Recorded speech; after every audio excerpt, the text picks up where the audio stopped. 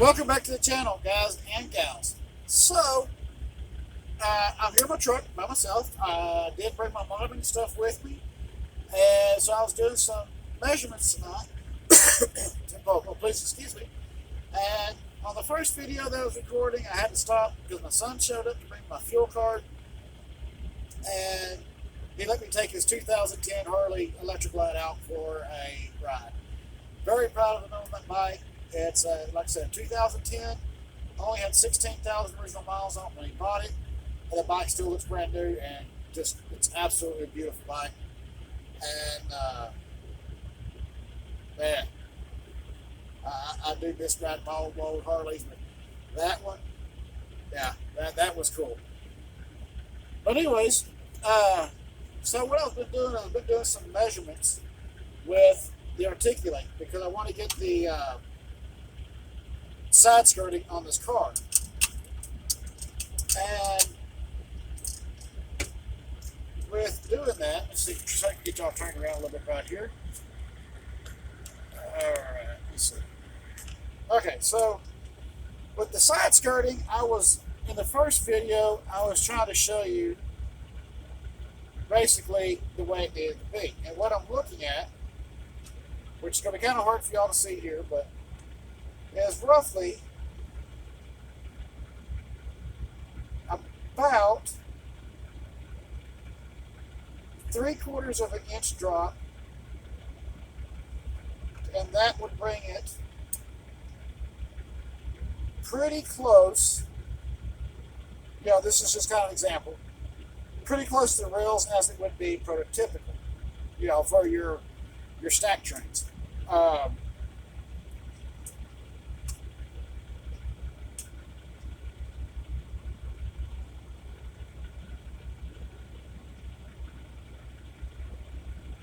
Yeah, that would be about right, and plus it give clearance for switches and stuff like that.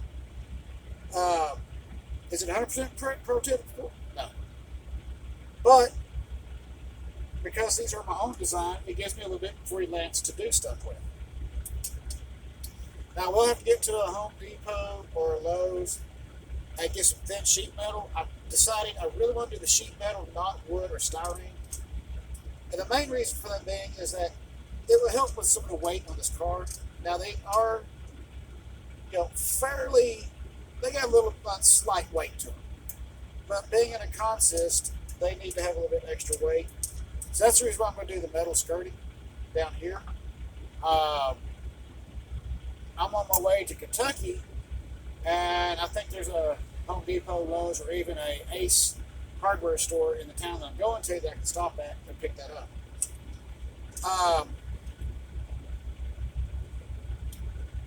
Next thing is this right here, the tongue adapter.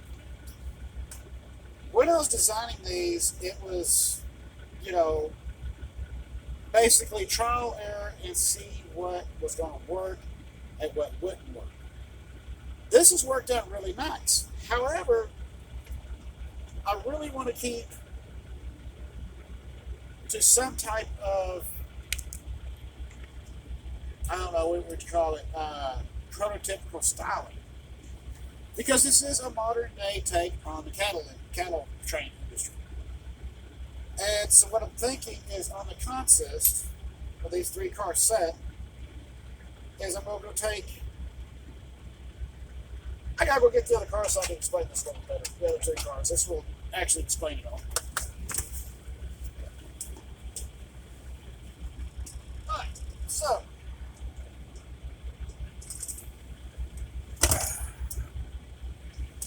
okay, so oops, don't want to lose the washers. Even though I got plenty of them. Alright, so this is the center car. Okay. We'll just say if this was the front, okay? The front car. Or a car. We'll call this B. So what I'm looking at is doing a solid mount plate here. Doing a solid mount plate with a half circle in it, much like the Southern Pacific did on their articulated passenger cars. This right here would still be in there and still be able to move. The plate would be solid there. This car would come up and fit in there just like that. It would still be able to turn, and it would still have some wiggle here. And then there would be another plate back here on B car that C car would mount to, like this. So that's what I'm looking at. And I'm thinking that's probably going to be the better way to do it. And that would also allow for some movement, allow for it to still operate like a stack tray. Of course, this is B car. Now, one of the other modifications that will be done, which is the reason why I need some of this extra metal, when I do the bottom sheathing down here, because it's going to be dropping down about 3/4 of an inch below, I need at least 1/4 inch on the inside. And what I'm going to do is bend it over into a nice L shape, and then take it and pin along with the glue in several spots on each side. And that will also help with a little bit of weight distribution, especially on the center, because there's no trucks underneath it. It's very light. And then right here on this rib and this rib, I'm going to take this all out all the way up to the second door and come across and create a whole new door on both sides using the exact same metal. And that will be, excuse me, that will also be on all three sets. I've been looking at the letterboard. I like the idea of putting the letterboard on each opposite end of the car of each one. But I haven't really decided too much how I want to go about doing that just yet, because the KKR would go KKR. Now that's a pretty big letterboard going there, which is fine. Or on the sheathing down here, where the pinstripe would also be at, could say KKR. Or right here in this door, that would be up in here. This door right here, I could put KKR on the door. Haven't really decided too much on how I want to go with that one, because this is a modern day take on the cattle industry. Amongst this first three set, which has been the trial, error, and test piece all the way around, I still have 3 more of these to go. Along with finishing up the King Kepner Ranch private car. And I've also got to stop at a Menards and pick up some more craft wood so that I can build the water car of my own design to go with this.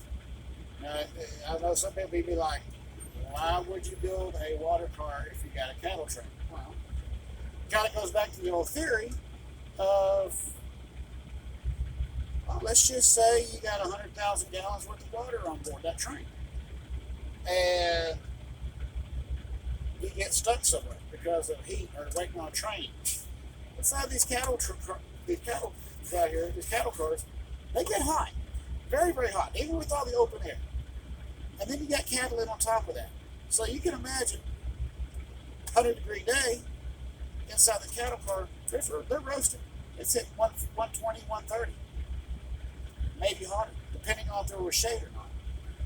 And chances are there's not going to be no shade. So why not have a water car of your own design that would help facilitate keeping the cattle cool with a water car by being able to keep them misting down, keep them moist, and keep them comfortable during the trip. Just something I thought about when I was doing this.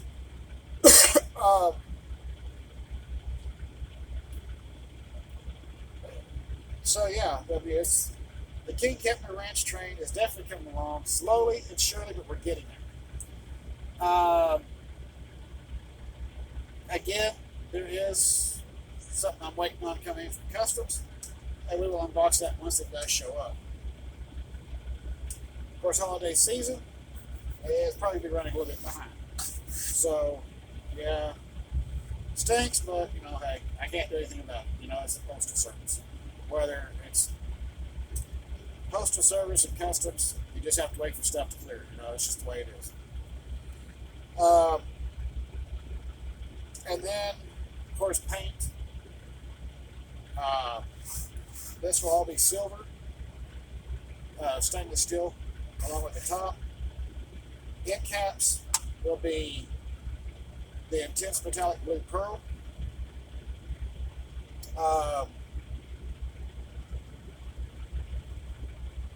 Intense metallic blue pearl, along with the side skirting, and maybe the door.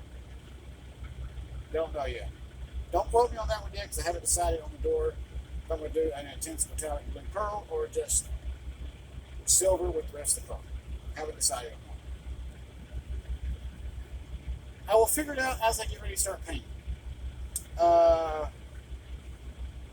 See what else.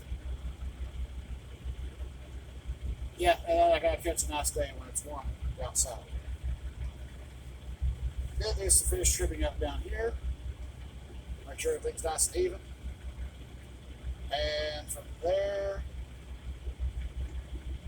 I don't know, I may have to cut a piece of metal in to go right here. I don't know. I could probably shave that down. I don't know. We'll do some modifications or something right there, maybe.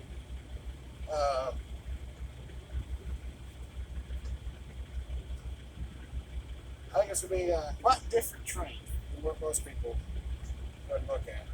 Most people would be like, he's done lost his damn mind. Like, yeah, pretty much. Yeah, I've done pretty much lost that.